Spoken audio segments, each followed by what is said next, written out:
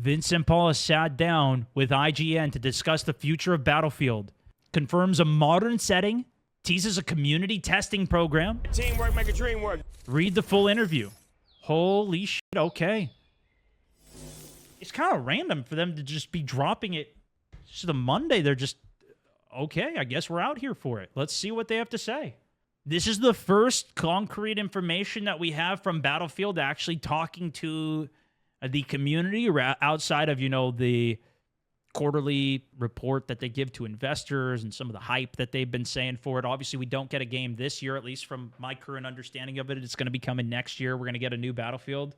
Let's see what we have to say. And then we can look at Jack's video after this, too.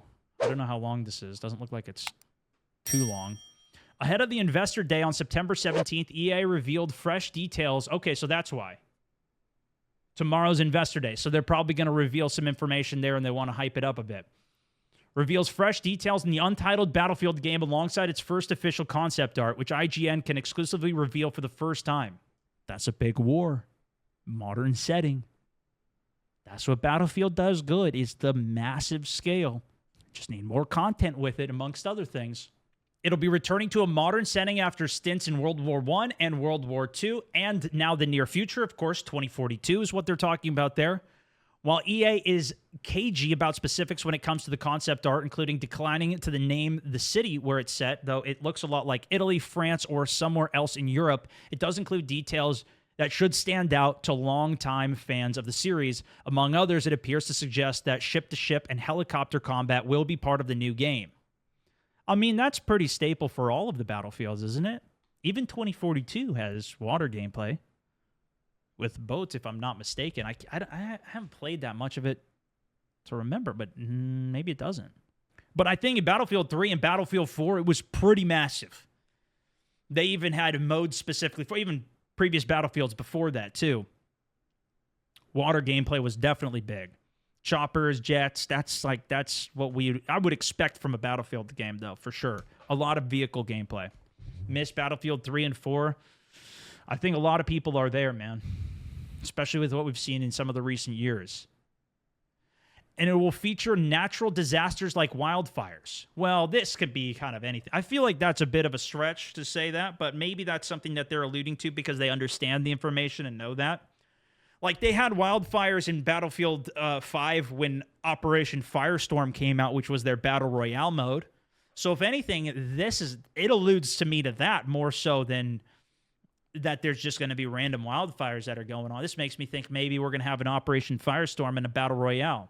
They're coming to Battle Royale at this time for it? I don't know. I'm pretty doubtful. I don't think they're going to go back and try that again. Them doing different modes for Battlefield seems to just always be a mistake for them, but it's not a mistake because of the gameplay that they do. I think it's more of a mistake because they don't invest enough into those teams to make it as good as it should be. And I think that's pretty self-evident looking at what they did with Firestorm and then what they absolutely what they did with Hazard Zone being an extraction shooter that was far from it. Let's just leave it at that. Its grayish color scheme is evocative of Battlefield 4, which remains one of the most popular games in the series despite being released a decade ago. It's still one of the most popular games. Let me see. Battlefield going back to basics. Yeah, they switched off that with 2042. At the beginning of the game's launch, they went to essentially having a class-based game or an operator-based game, like a hero shooter type game is what they were going for, where there's all these different heroes. You play as them. They've got their own abilities, and they completely diverted away from what was the classic of Assault, Medic, Engineer, Recon. And then they updated it a couple months later to go back to that format and then put those operators into each of those classes, which is essentially what Delta Force has done. If you guys have watched my coverage of Delta Force over the last couple of months, that has been what has been like so exciting and the perfect time for it to come out because Battlefield's not doing a game this year. They've got massive scale. 32v32, maybe not as big as 64v64. It doesn't have all the vehicles. It's not fully there for it, but there is a ton of people that are very excited for it, and it's a free-to-play game that in the alpha was already knocking it out of the park with more content that's going to be coming, and it's released later this quarter. Coming to consoles next year, early next year, supposedly. We'll see if they can pull it off. But then that is an extraction shooter that is well put together. even better than DMZ. And I know a lot of people, oh, it's a game from China, whatever. They're making the best game. Like, it is just a better game. I hate to break it to you, but it is. Maybe not in terms of the actual gameplay mechanics, how the characters move, whatever, but as a game as a whole and what's being delivered for it for a extraction shooter, for sure. Maybe it's not the whole way compared to Tarkov. Maybe it's not the whole way compared to Battlefield, but, you know, in Alpha, it's looking promising. I don't know what to tell you other than it really is. Okay, but Battlefield's going back to basics. All of it points back to the basics approach for the next Battlefield. Indeed, head of Respawn and Group GM for EA Studios Organizations, Vincent Paula, is quick to shout out Battlefield 3 and 4 in the course of sitting down with IGN to talk about these reveals. I feel like this is like, of course they're going to do that. These are by far the most popular. Even that's what everybody in chat's saying already. Right? Oh, we missed these games. So, of course, I feel like that's what they're going to say. Will that be what they do? I would assume so. I would hope so. But also, will you be able to recapture that? Can you take it the next step to like what a proper Battlefield next game should be? I don't know. I mean, we've missed the last couple. Even Battlefield 5 I thought was pretty good, but I thought Battlefield 1 was even better than that. On the decision to return to the modern era, that is exciting, though, I will say, because they have been in the past for all of these other ones. So to go back to modern era, which clearly is like, I think that it's got some of the broadest reaching. Obviously, Modern Warfare really, I think, had a lot of success on that. A lot of these games have. If you look back at the peak of the pinnacle of Battlefield, it's the Battlefield 3, Battlefield 4 era where everything was modern. And I think we have to get back to the core of what Battlefield is to do that amazingly well. And then we'll see where it goes from there. But I think for me, it's that peak of Battlefieldness in the Battlefield 3 and 4 days. You know what else they've refused to do in these other Battlefields that Battlefield 3 and 4 had that wasn't in Hardline, wasn't in Battlefield 1? It was more so with like the Zeppelin. Not as much in Battlefield 5, is the gigantic destruction of the whole Shanghai Tower coming down, of the Levolution where the dam goes down and the whole map is completely flooded. That's what we're missing. So I think it's nostalgic for players, for me, for the teams even. Those are kind of the heyday, although I would say 1942 also. You know, that's more of the classics, I think, at that point. It wasn't as big of a game back then, but I'm sure has a lot of validity there, too. The return to the modern setting represents a course correction for the series after Battlefield 2042, which eventually found its footing. And I will say that is somewhat true. I think there is a lot of people who really like it, and there's some sick-ass clips of Battlefield that do pop up on my feed of people sniping, jet gameplay, the Little Bird, that does look really good. Even the basic keybinds, though, didn't work on mouse and keyboard for the vehicles on day one launch, and it drove me so, because it didn't work in the beta, and then I was like, oh, well, they'll probably have it fixed for launch, and then it still wasn't, and I was like, well, I'm not going to drive any vehicles. I'm not going to do any of this, do any of the flying, which is one of my favorite things to do. But otherwise, widely panned for, besides everything else, widely panned features like specialists, that was their complete revamp over to a specialist system rather than the 4-based class system, which they went back to. Characters that made it seem as if Battlefield was trying to be a hero shooter, exactly what I was saying. Its ambitious 128-player maps also proved unpopular with fans who prefer a more focused experience. No, I think if you could do 128 players right, I think that's still more fun. I think that's still better or more. I would prefer it. I just don't think they can feasibly do it, because then that means we get so many less maps. We get less updates to them. I don't think the chaos of 128 players was a detriment to me, though. I don't think, like, would you say you guys didn't want that? It was an unpopular thing, the 128 players? Maybe I'm wrong. Was this something where I was like, oh, there's too many players, I don't like this? Because 32 versus 32 is already a lot of players in the first place. To go 64 versus 64 is, I mean, it's a lot bigger. You can't impact a 128-player game? Yeah, I mean, how much can you impact a 32-player game? I don't think anybody's out, for the most part, like the general player Battlefield is out being the hero that's carrying the game. It's a much more team-oriented game. Maybe there's less impact like you can't even coordinate that many players to where everything just feels like it's luck playing the game. But I don't necessarily play, like, I never minded if I won or lost a Battlefield game anyways. Some of them were good, though. Some games did get competitive. Problem with 64 v 64 was that there was just way too many vehicles on the battlefield.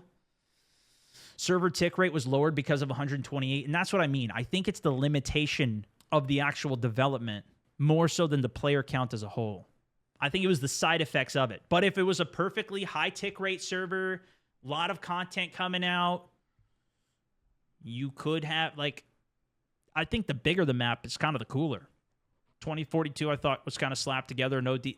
I think there was a lot of other things that was necessarily the 128 players personally. Battlefield 2042 eventually went back to supporting 64 players per map, and the next Battlefield plans to stick to that approach. So yeah, I mean, if they could up the tick rate server, I think this is already a massive scale, even when especially because they have AI in the game too. But I noticed the same thing even playing Delta Force for their 32v32. That felt great. For BattleBit, was BattleBit, I don't think that was 64, was it? Or 64v64 for 120. I think that was max of 64 as well. Everybody thought there was going to be a Battle Royale for 2042 as well, especially with that high player counts for maps.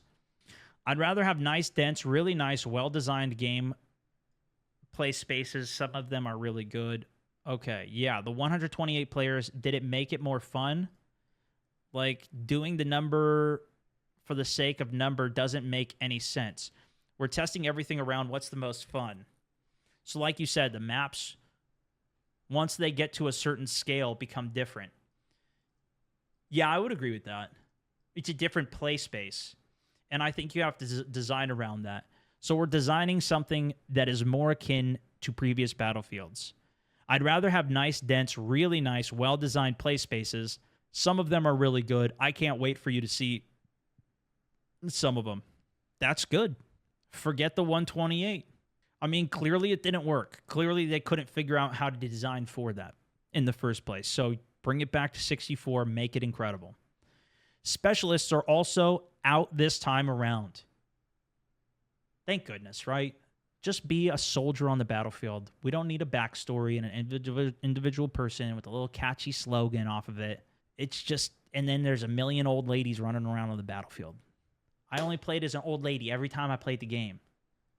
Every time I played Battlefield, I'm just an old lady shooting needles in her arm. Like, that was the doubt. It just wasn't, it's not it. It's just not it. I don't know what the rationale was, but for me, it's like the team tried something new. You had to applaud that effort. I do like games trying new things. Yeah, I do like that. Personally, I'd rather them try and do a battle royale really good and like put more effort into that rather than just partially doing it. I feel like they at least went the whole way with these characters, classes. But that was probably a lighter thing to do than creating an entirely new game. Not everybody liked it, but you got to try things. Didn't work, didn't fit. Specialists will not be coming back. So classes are kind of at the core of Battlefield, and we're going to go back to that. Even when they did Battlefield Hardline, which was one of the biggest games that I had ever covered and did most of my content on way back in the day, and most people hated that game. So it was a very small niche that was really in that at the time that was playing through it. But they still had the basic 4 classes on that as well. If they don't try and fail, they're not trying to push the bar. I think the difference, though, is like you got to at least deliver the minimum. Like let's create a minimum product for Hazard Zone, right? For an extraction shooter. I was talking to some people, they never even heard of Hazard Zone. That was essentially Battlefield's attempt at an extraction shooter, but there was 3 data chips that were around the map, and that was the only thing you can loot. And even if you died, you still got points out. So there was no difficulty, no complexity. You would go in, try to capture the flag, and if you died capturing it, you'd still get points to get upgrades for the next one. It didn't even matter. The upgrade system was very basic. Like, that was not, to me, that was not even the minimum. This was like a skeleton. We're not even at the minimum of what we need to make this a viable mode to attempt it. I think they were closer with Battlefield 5's Firestorm, but not really. They still had so many bugs, so many problems. It was like 40 players, 5 minutes between game. You get in there, you can't even loot the stuff that you're trying to get. Managing health was terrible. There's like the way the zones closed was terrible. There was so much that was bad about it. Like we're not there yet. We're not even at the playable fun game, the fun version of what it could be. Cool concepts, like the whole field, everything burning down, sick. But not there. Okay, so they're just going back to the basics Battlefield. What are they doing new? Well, it's going to be different this time around because even when they came out with Battlefield 4 was great. When Battlefield 1, Battlefield 5 came out, I'd argue it was pretty similar. Still 64 player. Still most of the things still had destruction. Was still actually they haven't even touched on destruction here yet. But that was still essentially the same Battlefield. But then they didn't come out with any new content. They're like, all right, we're going to release the game, then we're going to take 6 months off, and then we'll come back with some DLC in 5-6 months. Enjoy these maps until that time. So kind of, at least with Battlefield 5, I think it was more so the culprit of that. He's careful to stress that Battlefield is that maybe that'll be the difference. That's what I'm essentially hoping for. He's careful to stress that Battlefield 2042 wasn't a failure of a game despite not doing as well as hoped. He notes that the development team really spent a lot of time learning how to adapt to it and getting things back. And I will say they have a community on the game. I think it's more so on console from what I can tell. It's really been diehard on this game. But this does still have a community that they have not let die. They've improved a lot for it. Don't forget the launch of Battlefield 4 was a disaster as well. True, but they did release a lot of DLC and fix things relatively quickly. Like they made improvements to it. Like the long-term support was pretty good. And they did fix the game.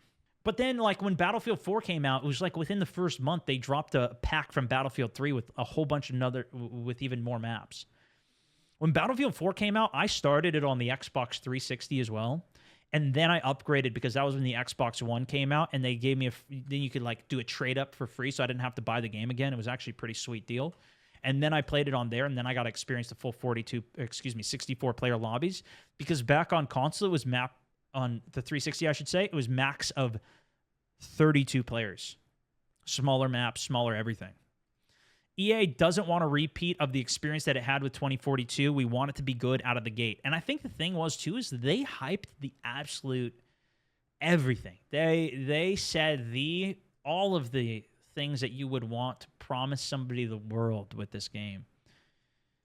And the expectations versus the reality is one of the biggest things that just kills this. People will play a game over and over if they like the maps, and I think Battlefield maps stink recently. Yeah, but they also need new maps. Like, you need new content. You're not going to stay on the same maps forever, especially now when there's so many other games to play. Maybe back then, because there's just not any... You don't... Like, the biggest competition back in Battlefield 4 was like... Battlefield 3 was like Call of Duty versus Battlefield. There was a gigantic debate. Oh, I bought Battlefield, so I'm a diehard Battlefield guy. F Call of Duty. And then there's a whole bunch of people that were diehard Call of Duty, never played Battlefield, don't like the scale, whatever. They all hated each other. Now there's more... People don't really care as much between those. We've seen the same thing between PUBG, Fortnite, with a lot of games over the years, but now there's far less of that hatred and animosity between the communities. When I started playing Battlefield, so many people hated me because I was only played Call of Duty.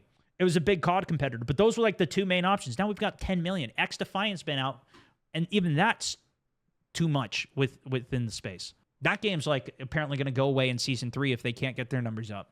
It adds to what one might call classic Battlefield, but bigger. Big enough that it merits the effort of 4 separate studios: DICE, Motive, Ripple Effect, and Criterion.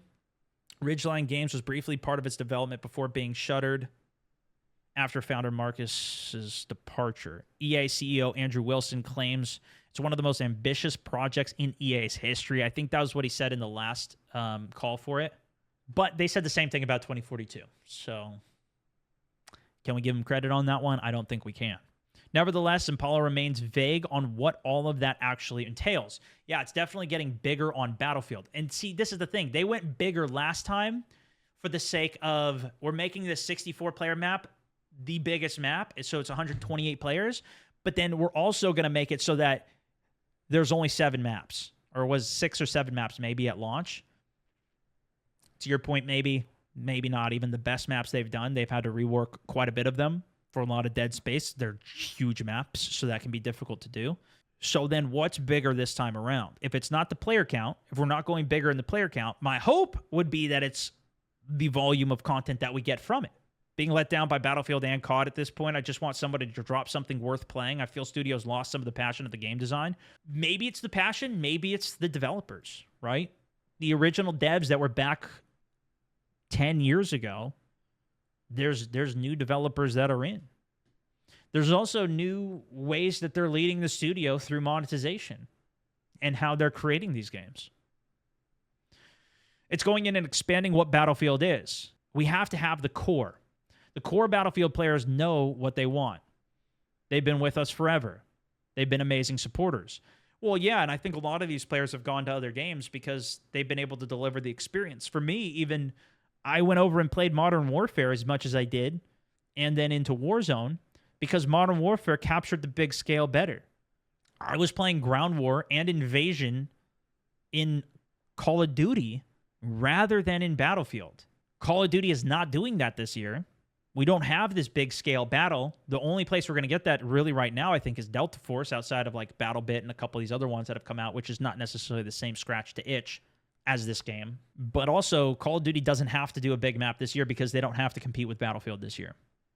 Now, next year, they might decide to do that when I think it's Infinity Ward's doing next year's Call of Duty again, which also runs the risk of them creating a game that is back to Warzone 2 era, where we've got a giant slowdown after all of the movement skill in tech, and they remove omnidirectional movement and whatever. If they decide to do that, we could have a gigantic shift next year. This could be a gigantic shift into Battlefield. I don't think that's necessarily going to be the case, but there is potential for it. Battlefield usually has a couple misses before they hit. You know, they miss with Hardline, hit with Battlefield 1, miss with Battlefield 5, miss with 2042. They're on a 2-year cycle rather than a 1-year cycle, so they have more time to develop the game. They could come out with something great here. They also just had a ton of layoffs, as all of these games had. That could slow them down. We need to earn their trust back, get back to the side. Okay. And then it's expanding out and getting more players into the universe and seeing what we can do. And I think they're missing some of the differentiator that they used to have off of this because there's just more competition in the space now. Having a giant scale game, like, that's been replaced in general by, to the point earlier, like, you have 64 people in a game. How much impact do you have 32 versus 32? You can have some impact, and there's definitely more moments, and I'll give you that, definitely more than even 64 v 64. Okay. But when you're playing 150 people in a game, like Warzone 1 was, and it comes down to one solo winning, that is a maximum impact for the scale of a game. You have 150 people playing and only one person comes out alive. That is insane. Now, Call of Duty's dropped that down to 100. You know, I think the player size is a big problem for all these games, and even for that, they're not even supporting their 100-player mode. They're just doing it for the 44-player mode. So it's really just Resurgence that's the big mode that people are playing now. And the thing that they're focusing on. The new Call of Duty is going to be focusing on Area 99. Now, by the time this is out, we're going to have Verdansk back. Maybe we'll have another new big map out. I think Delta Force is the new move. They've already put out so much more effort into their game. Yeah, and it's free to play. It's got a campaign, it's got a multiplayer, and it's got an extraction.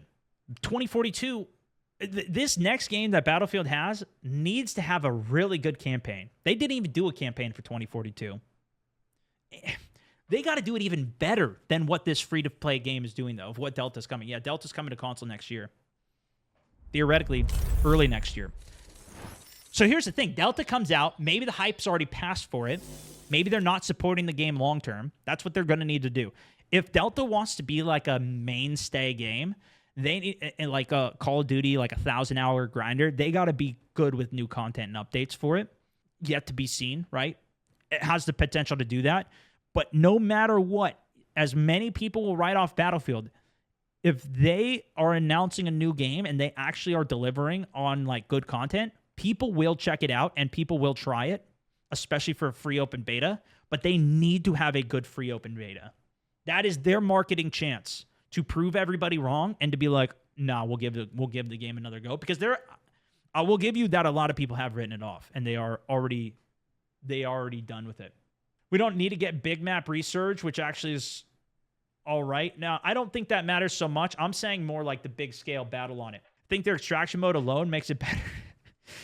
Yeah, I mean, you're kind of right. Even if it was just the extraction mode alone, that extraction mode is already leaps and bounds better than almost every other extraction game. And it's going to be crossplay on console too. Of course, that's yet to be seen. We'll see how that works. Tencent monetization is going to be bad, though. It can be. And they do like to monetize well. This is Team Jade that's running it. Tencent is part owner of the game. So that could be a problem for them. They have been very adamant that they're not going to have pay to win in it. I'm guessing that it's still going to be the safe spot for it. It is going to be there. And then it's expanding out and getting more players into the universe and seeing what we can do. So when you want a different experience, you don't have to leave Battlefield. You can experience more things within the Battlefield universe. I mean, how great would that be if they actually invested into that and did it? Imagine if we had Firestorm's, if Warzone's level of commitment to Firestorm and we had an actual competitor.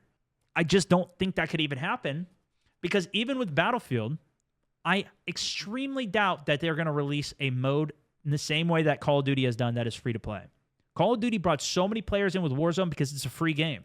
Even if you don't want to buy the multiplayer game, you can still get in for free and play the free game. There's no free version of Battlefield. So we're expanding the offering that we're giving. You can experience more things with Battlefield Universe. Okay, so they want to experience it so you don't say you're enjoying the multiplayer, but then you want to go do something else. Let's have another offering. What's that offering going to be, though? Are we going to get a version that's not so minimum that it's useless? In the meantime, Activision Blizzard is planning to release Call of Duty Black Ops 6. Well, this isn't even a good comparison, though, right? I guess like right now, that's what's coming out now. Because Battlefield isn't releasing anything. Or Battlefield has stumbled, Call of Duty has largely continued to thrive. It begs the question, will Battlefield ever outsell Call of Duty? I don't think it ever has. It's been popular, but it's never been the bigger game between the two. I don't think, at least. If you look at the best Battlefields have outsold some Call of Duties and the other way around, back and forth. Note, while sales data is incomplete, the publicly available data for even weaker releases like Infinite Warfare is typically favored to Call of Duty. Wait, so are they contradicting their point here? Yeah, I don't know which Battlefield would have beat Call of Duty. To their own point here, like Infinite Warfare wasn't a super popular game relative to the rest of the Call of Duty ones. But they're even saying that did better. Sales data. I don't think Battlefield has ever beat COD. I don't know, though. It's definitely big, don't get me wrong, and it's gotten up there.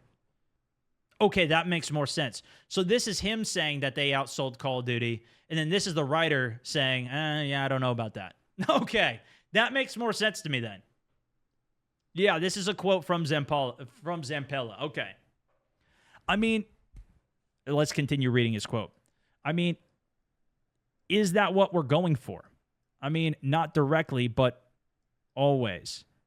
We're not looking to take down Call of Duty. We're making something that's different, and we're making something that's us. But yeah, it definitely has a possibility. So if you're making something different than them, which I think is the better thing to do, like lean in on your strength of what you have, that tends me to think that they're not going to do what Call of Duty has done, and they're not going to make a BR and try and lean in the same direction of what they've been doing. They're not necessarily a direct competitor, but they're slightly adjacent to it. On the subject of pushing into the transmedia space, where franchises like The Last of Us and Fallout have thrived, the latter taking home the Emmy Award-winning weekend.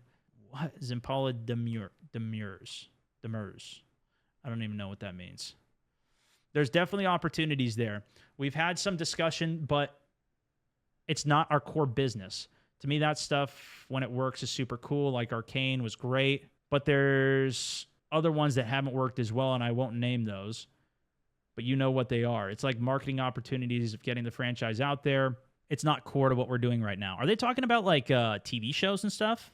Battlefield, the Netflix series? Yeah, please no. There's no need. It's a marketing opportunity of getting your franchise out there. No, there's enough people playing the game. You got to create a good game, and then the word of mouth will get the game out there. Enough people know Battlefield. If people hear that there's a legit Battlefield back again, people will come. But it's not the core business, so it's that balance. Love to see it right now. We're not looking into it, not for Battlefield. It's unclear when the next Battlefield will release, but there are signs of it ramping up for 2025, which would make that's my prediction for it. Having entered full production earlier this year, EA is playtesting the game every week and plans to launch a community program next year, though it's unclear if it's closed beta or something else. We have a program that we're going to announce next year around getting more community in. I'll be in there. I'll try it out because that's the kind of core of what we have to do. Get the community back on our side. Get the trust back. So I think we're in a really good place. Is it challenging? Of course, but it wouldn't be fun if it wasn't. Whenever Battlefield eventually releases, it'll be a big test for the series, which has a lot to prove to fans after close to a decade since its last really successful entry. It'll be entering an unsettled console landscape with Sony announcing the PS5 Pro last week. By the time that'll already be out and by next year. Rumors of the next-gen Xbox, Nintendo expected to announce the Switch 2 soon. Symbala is broadly taking a we'll-see approach to both the PlayStation 5 Pro and unannounced Switch 2, though he has some kind words for Nintendo in particular. I mean, since the Switch 2 isn't announced yet, it doesn't exist. I can't really comment on that, but I would say absolutely Nintendo, along with Microsoft and Sony, are great partners for us. Yeah, I wonder if Switch could even run Battlefield. I mean, if they come out with a new console, they might be able to run it. Microsoft and Sony are great partners for us and are important to us for our business. EA, Respawn, we'd love to see it. We don't have anything to announce, but is there a world? Sure. We love them as partners. One way or another, EA is betting a huge amount of time, money, and manpower on the idea that the multiplayer shooter space is ready for a shakeup. That, I don't know. If they release their normal, hey, here's our modern shooter, Battlefield 3, Battlefield 4 style game, we're giving you exactly that, I don't think that's really a shakeup. As for whether that bet will pay, what's the shakeup? What's the bet? What are you even talking about? We just read that whole thing. They're going back to Battlefield 3, Battlefield 4, making it bigger, which is essentially what they said and did in 2042. But the way they made that bigger was increasing the player count. But they didn't say how it's going to be bigger in this. Yeah, I'm pretty skeptical. I hope they're cooking. I want the best game I could possibly have. You guys know me. I have some of my best history on Battlefield.